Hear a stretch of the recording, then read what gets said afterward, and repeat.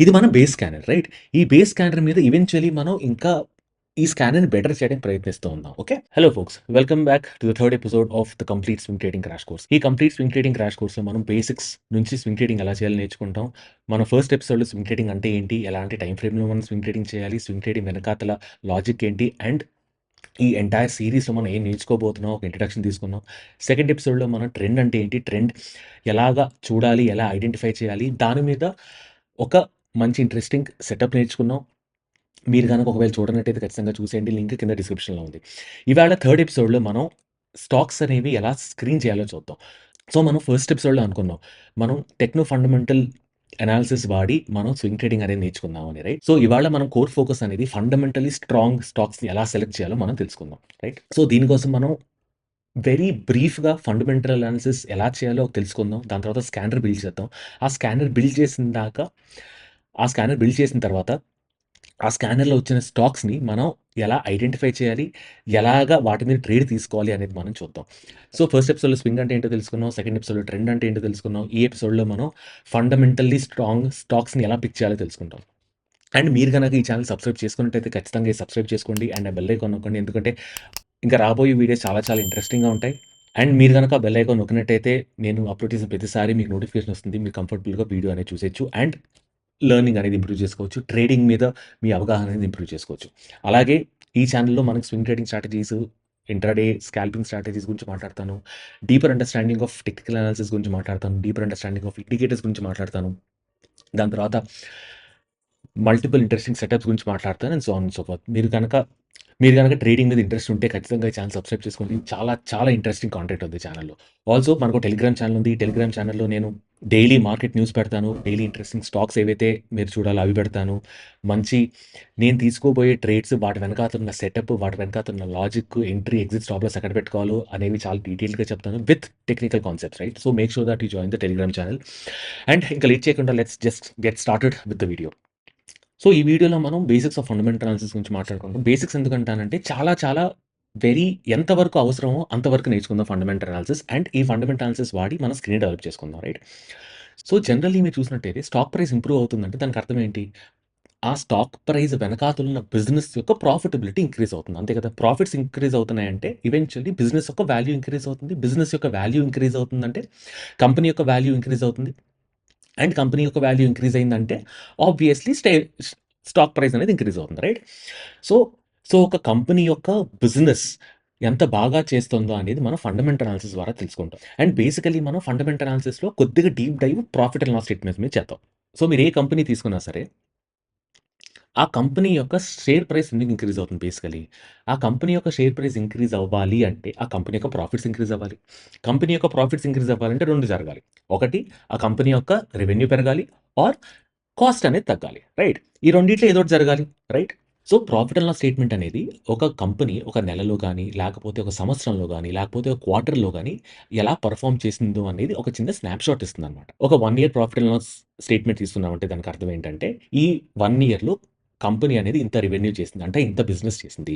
దాని తర్వాత ఇంత బిజినెస్ చేయాలంటే కంపెనీకి ఇంత కాస్ట్ అయింది.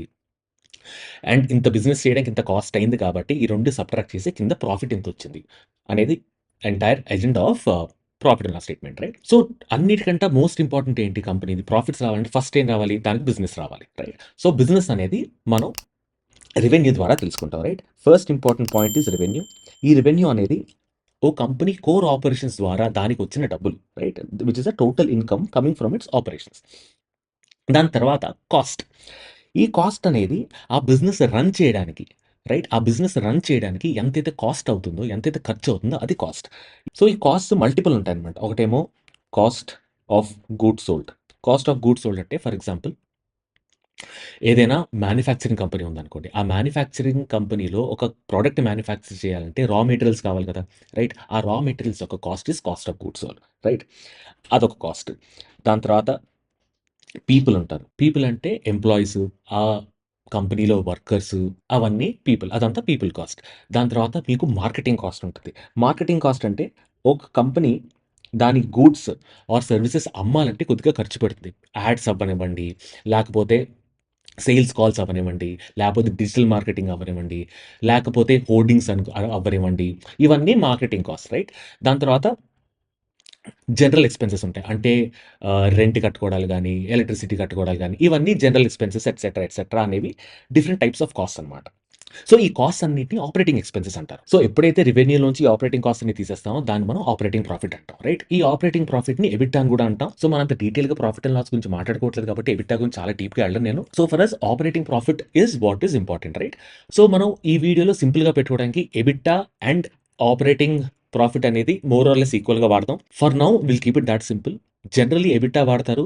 మీరు వాల్యుయేషన్ చూసుకుందాం అనుకున్నా ఆర్ మీరు ఒకవేళ ఫండమెంటల్ రేషియోస్ చూసుకుందాం అనుకున్నా ఈవీ బై ఎబిటా అనుకుంటారు. రైట్. ఇవన్నీ వాల్యుయేషన్స్ కోసం వాడతారు. But let's not go deep into it. మనం స్క్రీన్ చేస్తున్నాం కాబట్టి ప్రాఫిటబిలిటీ ఎలా ఉందో మాత్రమే మనం స్క్రీన్ చేద్దాం. Beyond that let's not go deeper right. దాని తర్వాత ఫైనల్‌గా వచ్చేది ప్యాట్. అంటే ఆపరేటింగ్ మార్జిన్ నుంచి డెప్రిసియేషన్ కట్ చేసి, ఇంట్రెస్ట్ కట్ చేసేసి, దాని తర్వాత టాక్స్ గూడా కట్ చేసేస్తే అప్పుడు మనకొచ్చేది ప్యాట్ అంటాం. ఆ ప్యాట్ అనేది essentially profitability of the company. Okay. So, జనరల్‌గా ఫండమెంటల్లీ స్ట్రాంగ్ కంపెనీస్ అంటే ఒక కంపెనీ బిజినెస్ చాలా బావుంది అనే కంపెనీ జనరల్‌గా ఏం చూపిస్తాయంటే year on year, year on year revenue పెరుగుతుంది. Right. Year on year operating profits పెరుగుతాయి. ఇయర్ ఆన్ ఇయర్ ప్యాట్ పెరుగుతుంది. రైట్. సో, ఈ ఫండమెంటల్లీ స్ట్రాంగ్ కంపెనీస్‌కి లాస్ట్ కొన్ని సంవత్సరాలుగా ఖచ్చితంగా రెవెన్యూ పెరుగుతూ వస్తూ ఉంటుంది. ఆపరేటింగ్ ప్రాఫిట్ పెరుగుతూ వస్తూ ఉంటుంది. ఆర్ ఆపరేటింగ్ ప్రాఫిట్ మార్జిన్ అని గూడా అనుకోవచ్చు. అండ్, అండ్ దాని ప్రాఫిట్ గూడా పెరుగుతూ వస్తుంది. రైట్. సో, ఇవన్నీ కలిపి మనం స్క్రీనర్ ఒకటి తయారు చేసుకుందాం. రైట్. సో, ఈ స్క్రీనర్‌లో జనరల్లీ మనం ఏం చూద్దామంటే ప్రాఫిట్ గ్రోత్ చూద్దాం.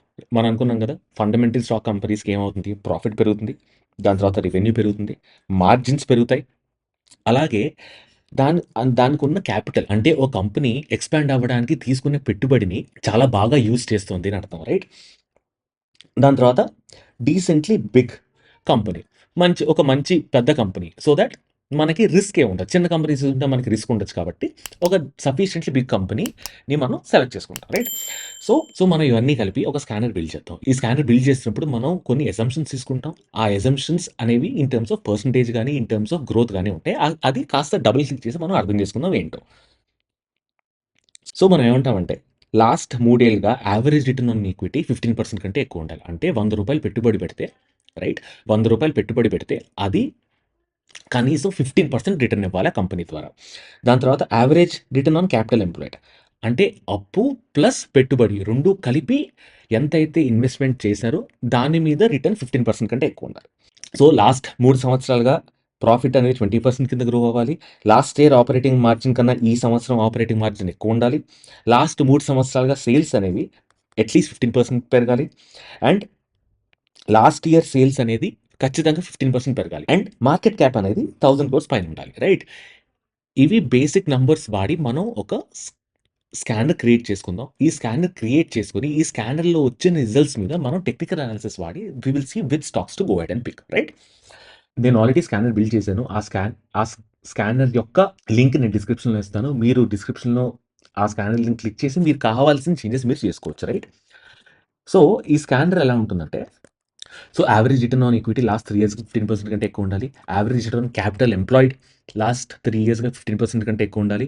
లాస్ట్ 3 ఇయర్స్‌గా ప్రాఫిట్ గ్రోత్ అనేది 20% కంటే ఎక్కువ ఉండాలి. Last year operating profit margin కన్నా ఈ సంవత్సరం ఆపరేటింగ్ ప్రాఫిట్ మార్జిన్ ఎక్కువ ఉండాలి.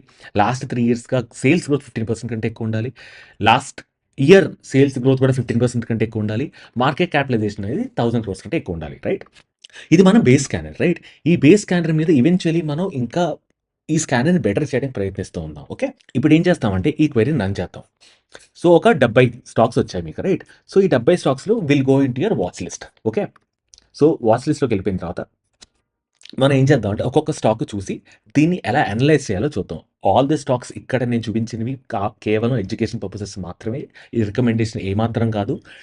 వచ్చిన స్టాక్స్‌ని ఎలా చూడాలో అనేది మటుకు మీకు చెప్తున్నాను. ఓకే. సో, మనం ట్రేడింగ్ వ్యూలోకెళ్ళి విల్ సీ వారి రెన్యూబుల్. ఓకే. వారి రెన్యూబుల్స్ టెక్నాలజీస్ లిమిటెడ్. ఈ చార్ట్‌లోకి వెళ్తాం. ఈ చార్ట్‌లో మనం ఆల్రెడీ నేర్చుకున్నాం కదా! ట్రెండ్ గురించి. ఆ ట్రెండ్ వాడి మనం దీన్ని ట్రేడ్ తీసుకోవచ్చో లేదో చూద్దాం. సో, ఇక్కడ మనకేం కనిపిస్తుంది? మూవింగ్ యావరేజ్ కింద ప్రైస్ అనేది ఉంది కాబట్టి ఇది మనం ఇగ్నోర్ చేస్తాం. Then will go to second Silchar tech. Okay. Silchar technologies. ఇదేం కనిపిస్తుంది? ఇది చాలా recent company. So we will not look at this. మనం పని చేద్దాం, మార్కెట్ క్యాప్ని డిసెండింగ్ ఆర్డర్లో పెడితే కాస్త పెద్ద కంపెనీస్ కనిపిస్తాయి. కాస్త పెద్ద కంపెనీస్ కనిపిస్తాయి. చాలా కొన్ని రోజులుగా స్టాక్ మార్కెట్లోనే ట్రేడ్ అవుతున్న కంపెనీస్ కనిపిస్తాయి. రైట్, ఇందాక మనం ఇలా మార్కెట్ క్యాప్లో ఆర్డర్ డిసెండింగ్ ఆర్డర్లు పెట్టలేదు కాబట్టి చిన్న చిన్న కంపెనీస్ మొన్న లిస్ట్ అయిన కంపెనీస్ వచ్చాయి. సో ఇప్పుడు ఏం చేద్దామంటే we look at this Bharat Electronics Limited BEL. So మనం BEL చూద్దాం. భారత్ ఎలక్ట్రానిక్స్ లిమిటెడ్ ఏమంటుంది, ప్రస్తుతానికి ఏం జరిగిందంటే ఇది మూవింగ్ యావరేజ్ పైన ట్రేడ్ అయింది. మూవింగ్ యావరేజ్ పైన ట్రేడ్ అయిన తర్వాత మూవింగ్ యావరేజ్ కిందకు వచ్చింది. సో డౌన్ ట్రెండ్లోకి వచ్చింది కాబట్టి మనం ఇది ముట్టుకోం. దాని తర్వాత ఇంకేమున్నాయి చూద్దాం. ట్రెండ్ కనిపిస్తుంది. ఓకే, సో ట్రెండ్ కూడా డౌన్ ట్రెండ్లో ఉంది, ఇది మనం ముట్టుకోం. దాని తర్వాత కమిన్స్ ఇండియా. ఇప్పుడు కమిన్స్ ఇండియా మనకి అప్ ట్రెండ్లో కనిపించింది. అండ్ ఏం జరుగుతుంది ఇక్కడ, 21 మూవింగ్ యావరేజ్ పైన ఉంది. దాని తర్వాత ఒక బ్రేక్అవుట్ ఇచ్చింది. రైట్, ఇక్కడ కన్సాలిడేట్ అయ్యి బ్రేక్అవుట్ ఇచ్చి రీటెస్ట్ చేసి మళ్ళీ పైకి వెళ్తుంది. సో ఇక్కడ ఏం కనిపిస్తుంది మీకు, ఇలా పైకి వెళ్తుంది, స్టాక్ అనేది పైకి వెళ్ళింది, అప్ ట్రెండ్లో ఉంది, 21 మూవింగ్ యావరేజ్ దగ్గర సపోర్ట్ తీసుకొని పైకి వెళ్తుంది. So this is one of though stocks where you can possibly go ahead and take a long position. ఇక్కడ లాంగ్ పొజిషన్ తీసుకుంటారు, స్టాప్ లాస్ ఏమో ఇక్కడ పెట్టుకుంటారు, అండ్ మేబీ ఈ కన్సాలిడేషన్ దగ్గర పెట్టుకుంటారు. రైట్, ఇక్కడ కూడా కన్సాలిడేట్ అయింది కదా, ఆర్ రీటెస్ట్ అయింది కదా, ఈ రీటెస్ట్ కింద పెట్టుకుంటారు. And you will go ahead and try and do 1:2, 1:3. Okay, దాని తర్వాత నెక్స్ట్ చూద్దాం పాలీక్యాబ్ ఇండియా డౌన్ ట్రెండ్లో ఉంది కాబట్టి మనం ఇది ముట్టుకోం. సో మనం ఇప్పుడు ఏం చేద్దామంటే లాస్ట్ వీడియోలో మనం నేర్చుకున్న ట్రెండ్ కాన్సెప్ట్ వాడదాం. సో మనం లాస్ట్ వీడియోలో ఏం నేర్చుకున్నాం, ఒకవేళ ప్రైస్ EMA పైన ఉంటే అది అప్ ట్రెండ్ అని నేర్చుకున్నాం. రైట్, సో ఇక్కడ EMA 42, EMA 21 రావు సాధారణంగా ఇక్కడ. సో మన స్క్రీన్లో ఏం చేద్దామంటే కరెంట్ ప్రైస్ అనేది greater than DMA 50. Okay, daily EMA 50 పైన ఉంటే అప్పుడు మనం అప్ ట్రెండ్ అని డిసైడ్ చేద్దాం. ఓకే, మళ్ళీ క్వెరీ రన్ చేద్దాం. And now will get set of stocks. Okay, Cummins India ఇందాక మనం చూసాం. దాని తర్వాత గ్రావిటా ఇండియా చూద్దాం. ఓకే, గ్రావిటా ఇండియా ఏమంటుంది, ఓకే, దీని మీద మనం టెక్నికల్ అనాలిసిస్ చేద్దాం. గ్రావిటా ఇండియా అనేది ఇక్కడ మన లాజిక్ ప్రకారం ఇక్కడ ఒక సపోర్ట్ తీసుకుంది. దాని తర్వాత EMA 20 మీద EMA 42 మీద సపోర్ట్ తీసుకుంది. రైట్, ఒకసారి EMA 20, EMA 42 మీద సపోర్ట్ తీసుకున్నాక we can go long. And ఇక్కడ మళ్ళీ ఒక సపోర్ట్ తీసుకుంది. రైట్, అండ్ ఇప్పుడు మనం ఐదర్ ఇక్కడ ఈ సపోర్ట్లో ఆర్ ఈ రివర్సల్లో ట్రేడ్ చేయొచ్చు. ఎప్పుడైతే ఈ స్టాక్ అనేది ఈ హై బ్రేక్ చేసిందో దానిపైన మనం రివర్సల్లో ట్రేడ్ పార్టిసిపేట్ చేయొచ్చు, ఆర్ ఆల్టర్నేట్లీ మనం ఈ బ్రేక్అవుట్ పైన పార్టిసిపేట్ చేయొచ్చు. Right, this is a breakout. ఈ బ్రేక్అవుట్ పైన మనం పార్టిసిపేట్ చేయొచ్చు ట్రేడ్లో. ఓకే, దాని తర్వాత say Balu Forge. Okay, Balu Forge చూసుకుందాం. బాలు ఫోర్జ్ ప్రస్తుతానికి ఏం కనిపిస్తుంది మనకి, ఇది ఒక very long period of consultation ఉన్నట్టు కనిపిస్తుంది. రైట్, ఎప్పుడైతే ఈ కన్సల్టేషన్ బ్రేక్ అవుతుందో అప్పుడు మనం ట్రేడ్ అనేది ప్లాన్ చేసుకోవచ్చు. దాని తర్వాత డాక్టర్ అగర్వాల్ సైక్లినిక్. ఓకే, ఇది చూద్దాం. ఇదేమంటుంది, మీరు చూసినట్టయితే ప్రైస్ అనేది ప్రస్తుతానికి అప్ ట్రెండ్లో ఉంది అండ్ ఇక్కడ మళ్ళీ కన్సాలిడేట్ అవుతుంది. రైట్, ఎప్పుడైతే అగైన్ ఈ కన్సాలిడేషన్ బ్రేక్ అయిన తర్వాత బ్రేక్అవుట్ ఇచ్చిన తర్వాత మీరు ట్రేడ్లో అనేది పార్టిసిపేట్ చేయొచ్చు. దాని తర్వాత తంగమాయిల్ జ్యువెలర్స్ చూద్దాం. తంగమాయిల్ జ్యువెలర్స్ ఏమైంది, ఒక్కసారిగా there has been uptick, huge surge అయిన ప్రైస్. రైట్, దాని తర్వాత మీరు జాగ్రత్తగా చూసినట్టయితే ఇది మీకు ఒక ఫ్లాగ్ ప్యాటర్న్ ఇచ్చింది. రైట్, ఇది మీకు ఒక ఫ్లాగ్ ప్యాటర్న్ ఇచ్చింది. ఎప్పుడైతే ఈ ఫ్లాగ్ ప్యాటర్న్ బ్రేక్అవుట్ ఇచ్చిందో మీరు you can go ahead and take a trade in Thangamayil Jewellers. Right, ఎందుకంటే ఆబ్వియస్లీ ఈ స్టాక్ అనేది రెండు ఇంపార్టెంట్ EMAs పైన ఉంది అండ్ మీకు ఒక టెక్నికలీ ఒక చార్ట్ ప్యాటర్న్ కనిపిస్తుంది. రైట్, ఇంకోటి మీరు చూసినట్టయితే లుమాక్స్ ఇండస్ట్రీస్ చూసినట్టయితే అగైన్ మీరు ఒకవేళ ముందు ఈ స్కానర్ రన్ చేసి ఉంటే ఈ కన్సల్టేషన్ పైన మీరు ట్రేడ్ తీసుకునేవారు, which is somewhere here, and మీరు స్టాప్ లాస్ ఇక్కడ పెట్టుకునేవారు and you would have done 1:2, 1:3 trade.